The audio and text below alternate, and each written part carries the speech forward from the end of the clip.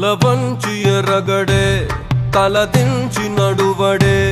తల పడితే వదలడే తన పేరు విజయుడే